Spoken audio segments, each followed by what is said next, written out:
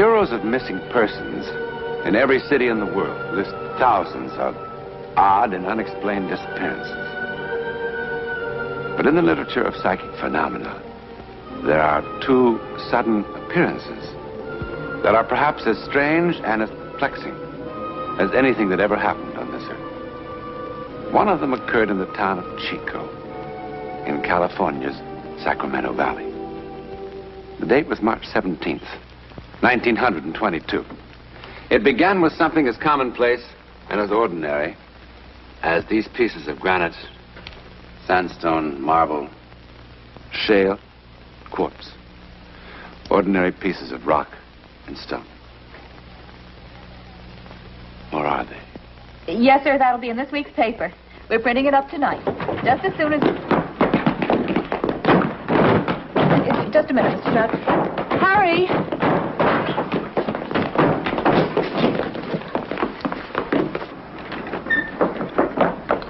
You be sure to stand in the porch roof. Here they come again!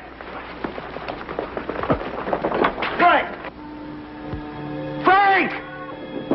Frank! Frank! Frank!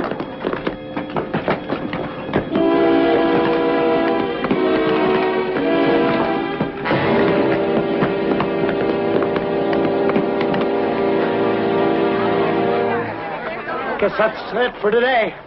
Is he all right? I think he's just knocked out. Like the others. They're warm. Right on schedule, 3 o'clock. We'd better get him over to Doc Stanley. Oh, my goodness. Mr. Stroud, please forgive me. Mr. Stroud?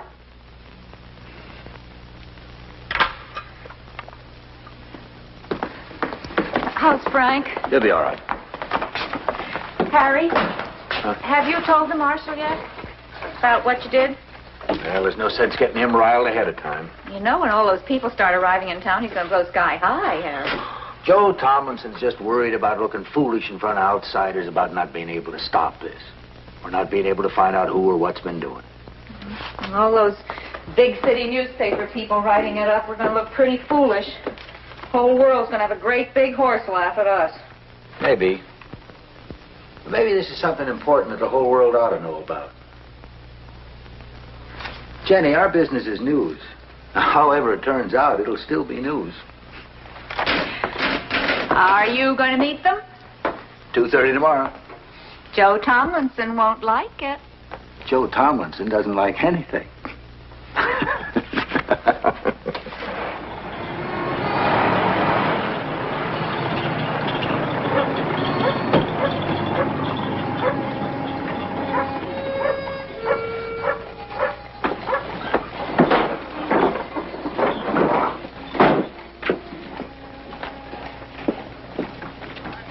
Is this the place they come down, Mr. Cole?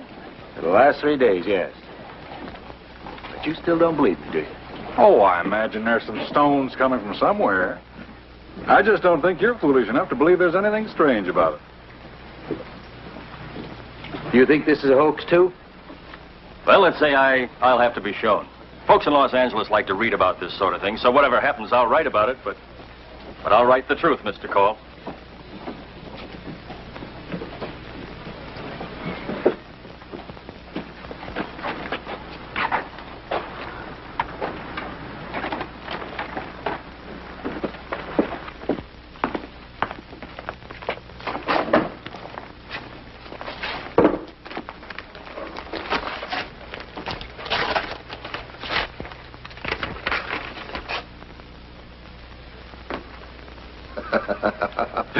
Very good, Mr. Cole. You've got a fine sense of theater. All the props in the right places at the right time. Listen to this, Bradley. Harry Cole, editor, Chico Chronicle. Dear sir, this is to inform you that I am the one who's been causing the stones and rocks to fall on Chico. To prove it, I will make them fall again tomorrow at exactly 3 o'clock and exactly where they fell today. And since I have repealed the law of gravity, I will have some of them float down from the sky and sign the ghost. It's rather amateur theatricals, I'm afraid, Mr. Cole. The ghost. In the past 10 months, many people have come forward claiming to know who or what was responsible. Now, many of them were anonymous. Well, now you've got your answer. It's a ghost. I assume there are cranks all over the world, Mr. Towers, even in San Francisco. I merely thought, as a newspaper man, gathering information on a story, you would be interested in seeing that note. Oh, I'm interested. I'm very interested, Mr. Call, to see just how far you'll go to try to sell us this bill of goods. I'm not sure how they do things in the big city. But here, while I try to approach gathering news with a healthy skepticism, I hope I do it without arrogance or a smart-alecky know-it-all attitude. Very well put, Mr. Call. Don't you think so, Towers? See, you got visitors, Harry. Hi, Joe. It's the town marshal, gentlemen, Mr. Joseph Tomlinson. This is Mr. Towers of the San Francisco... Yeah, I know who they are. You don't seem very happy to see us here, Marshal. No, I'm not. I think this is strictly a local affair. It's nobody else's business. How do you know that, Marshal? What? Well, I mean, unless you know who or what is responsible, how do you know it is local? What else can it be? Well, I'm sure you've been trying to find out for the past 10 months. Sure, naturally. Now, Chico isn't a very large town. If somebody is launching stones with some sort of catapult, I'm sure you'd have discovered him by now. If it's really happening. Don't you see, Bradley, it couldn't be anything else. There are no hills around here. Those stones come straight down from nowhere. Sure they do. Where's the highest spot in town, Marshal? The roof of Torrey's warehouse up on High Street. Can we go up there? Certainly. Well, that's where I want to be at 3 o'clock. With field glasses. That's Harry Call's place, huh? Yeah.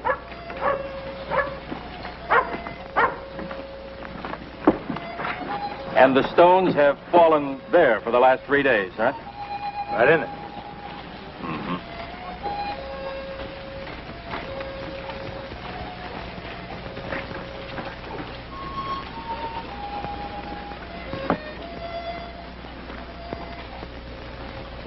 Well, they could easily have been thrown from here with some sort of machine. Couldn't they?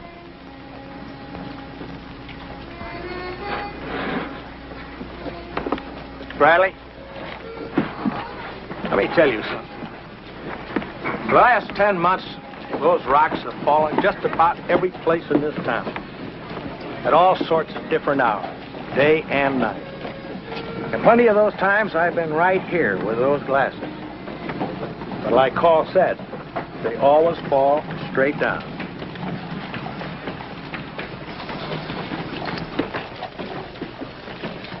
It's almost 3 o'clock, Mr. Towers. Just a minute or so by my watch.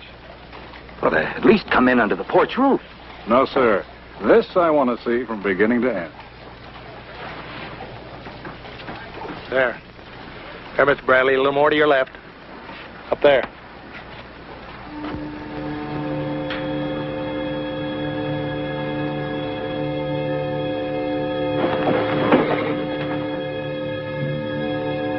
They are. They're falling from an empty sky. They're floating.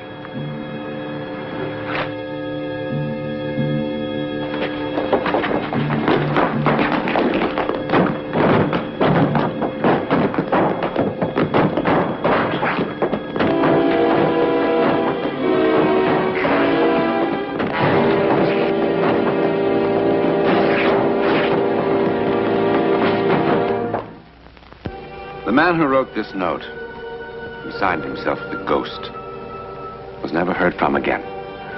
However, a young man who had come to Chico 10 months before, and who had been the subject of much conversation because of his odd behavior, disappeared suddenly on the same day. A nationwide search was made for him, but no trace of him or his invention was ever found. Who was he? Or perhaps, what was he? Because, from the New York Times, printed in 1878, 44 years before the barrage of rocks began over Chico, on the 29th of August, a great number of small fish fell from the sky on the town of Chico, California. Covering the roof of a store, and falling in the streets over an area of several acres. They fell from a cloudless sky and were both freshwater and ocean varieties. And from the Monthly Weather Review of March 1885, a large object of very hard material weighing several tons, but defying analysis, fell from the sky in the town of Chico, California. Now, was the ghost, whoever or whatever he was, or is, responsible for all the strange goings-on in the sky over Chico? It certainly would be fascinating to find out. Just as it would be fascinating to find out more about a man named Charles Elton. The year was 1917. The place, just outside the private residence of a cabinet member of the United States government in Washington, D.C.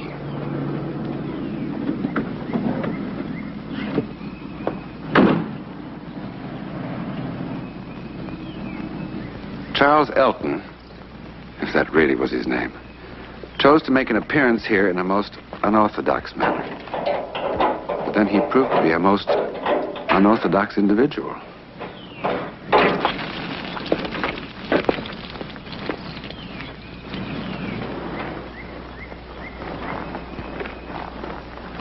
Your office, Mr. Secretary? No, there's a meeting at the State Department, 8:45. It's nearly that now, but let's not break any crosstown speed records. No, sir. I'm afraid you won't be able to leave just yet, Mr. Secretary. Who are you and what do you want? Just to show the Secretary something of great importance. Well, you better get out of here fast. Sir, you have a reputation for being a reasonable man. I'm sure you can see if you will notice this car is in no condition to take you anywhere. So you might as well let me fix it. Fix it. There isn't a gasoline station around for at least a mile. Which is precisely why I chose to empty your gasoline tank here. Mr. Secretary, please forgive my methods. But after waiting in your outer office 4 days in vain... There may be enough gasoline.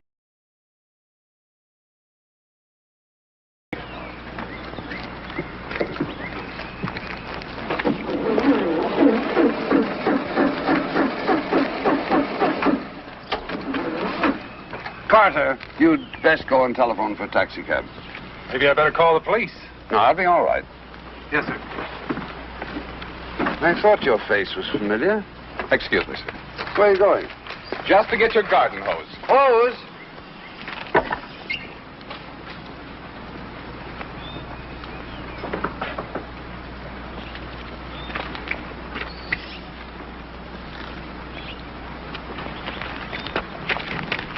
Here, what are you doing?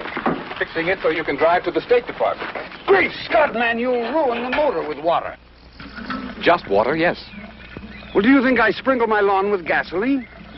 Mr. Secretary, please, relax. I assure you I'm not harming your high-powered engine in any way. There. That ought to do it.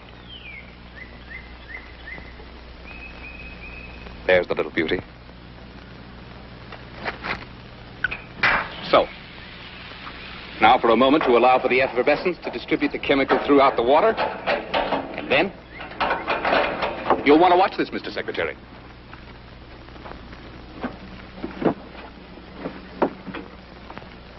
I pump it to get some of my mixture up into the carburetor.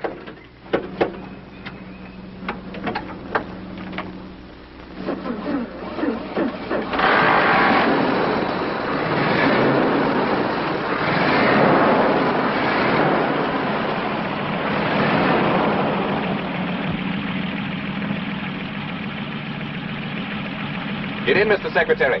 I'll have you at the State Department in 3 minutes. I'm a very careful driver, sir. Where did you get the gasoline, Mr. Secretary? Oh, from the garden hose. Naturally. Pardon, sir? Cancel the taxi cab. Yes, sir.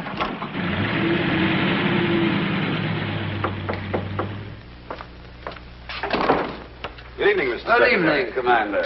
Good evening, gentlemen. Secretary? Nice to see you.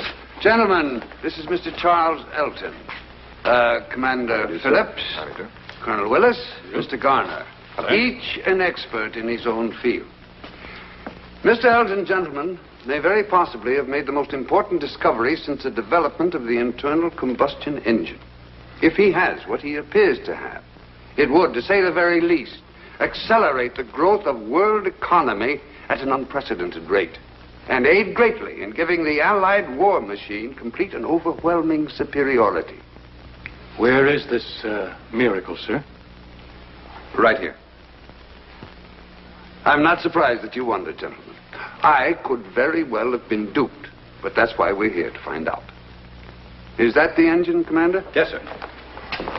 Now, you're absolutely certain that the tank is empty, and that it has never at any time contained any fuel whatsoever. Absolutely, sir. Good. Colonel, did you get the water? Oh, yes, Mr. Secretary. But where did you get it? I picked it up at the corner grocery store, sir. Oh, fine.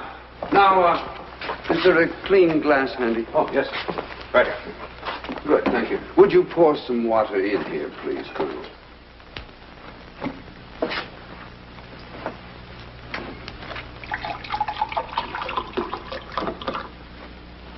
Colonel, have a drink.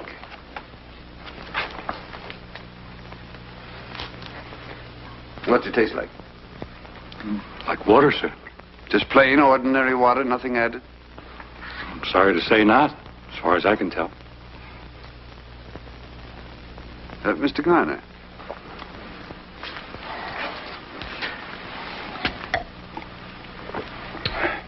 Just water?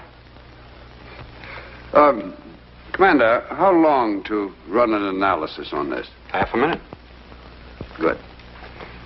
Mr. Garner, is there anything at all unusual about this engine? No, it's just a plain automobile engine. Mm-hmm. Commander? I can tell better after they sit a while, sir. But so far, it's just good old H2O. Fine. Well, Miss Elton, stage is yours. Thank you, sir.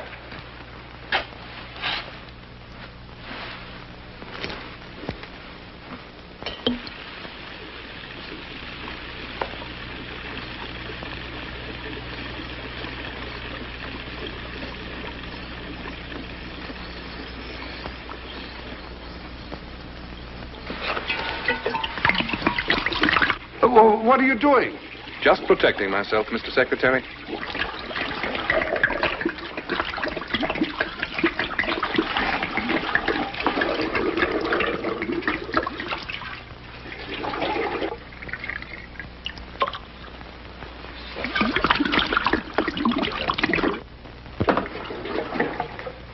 Just enough to prime it and run the engine for about a minute. One provision, Mr. Secretary. Yes? You must permit me to consume every drop of the fuel. Well, sir, all the elements I use can be found on this planet. And perhaps some very clever chemist, after some hard work, might succeed in making an analysis. Then I would no longer have a secret, would I? And therefore nothing to sell. Yes, I see what you mean. Very well, you have my word.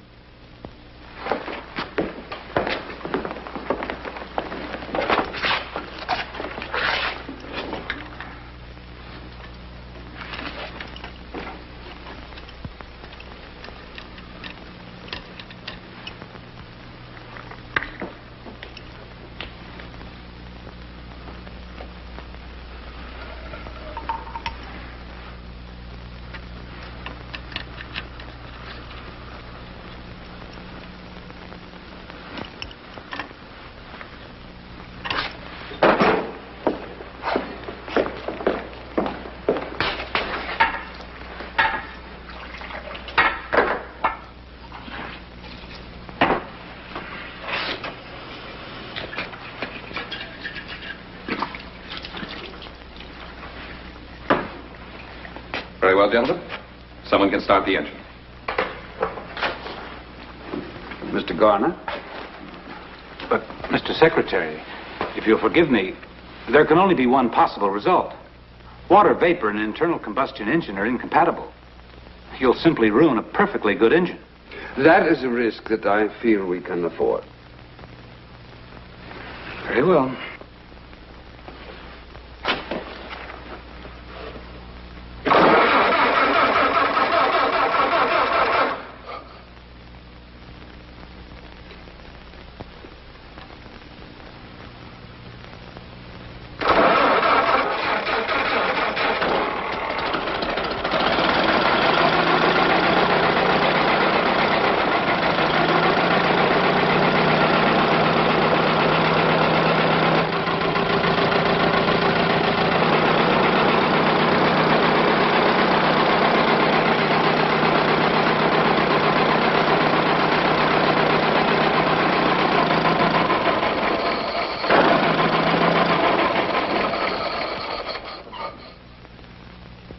gentlemen, what do you say?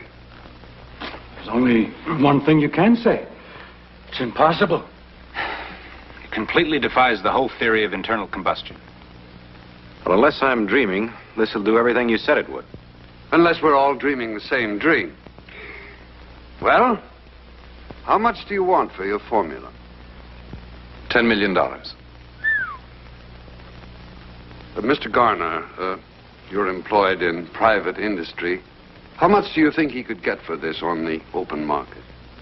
Well, if it's what it seems to be, and can be produced cheaply, I guess there is no ceiling.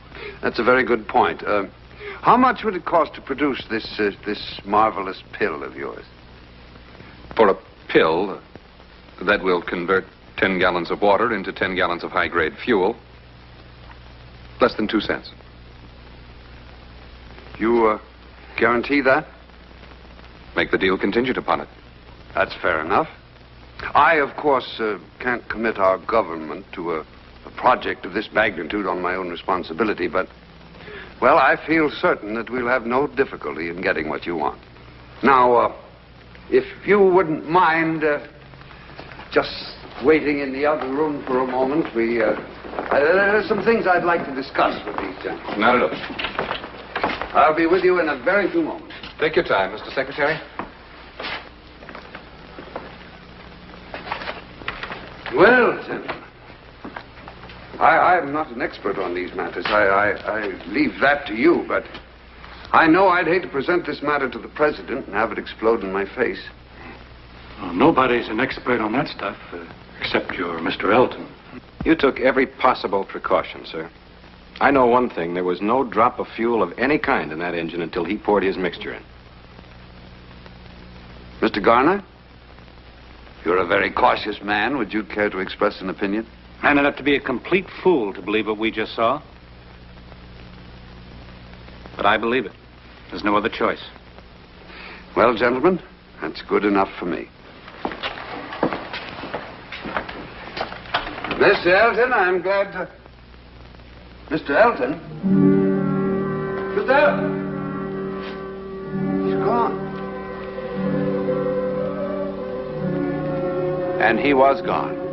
He had completely vanished. The FBI and the Secret Service for many, many months searched for Charles Elton. They checked every hotel and rooming house in Washington. They interviewed every Charles Elton in America. They took his fingerprints from the laboratory, and they checked them and compared them against every conceivable source. But not one shred of evidence was ever found to prove that such a man even existed. And of course, to this day, no one can even imagine how he managed to make gasoline from water. His secret, like the secret of the ghost who worked his magic in Chico, California, continues to elude our best scientific minds. We may never discover who these men were.